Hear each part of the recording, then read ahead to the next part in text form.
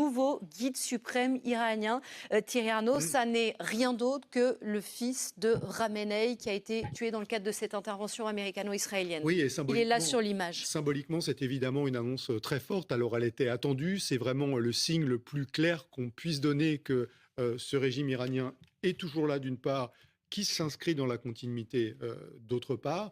Il était, semble-t-il, pas très loin du guide suprême au moment où celui-ci a été tué par les forces israéliennes.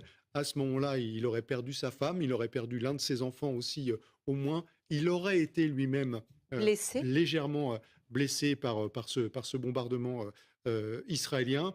Et donc, les choses sont parfaitement claires. J'ajouterai à son sujet que son nom est évoqué depuis plusieurs jours maintenant et que la question avait été posée à Donald Trump. Est-ce que l'hypothèse de voir Mojtaba Khamenei devenir le guide suprême américain pourrait convenir aux États-Unis et à son président?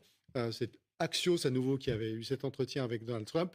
La réponse avait été très claire du président américain. Il avait dit c'est inacceptable et il considérait que le fils d'Ali Khamenei était, je cite, un poids-plume, un lightweight, et qui donc ne pourrait pas convenir à une solution politique qui serait acceptable pour les États-Unis.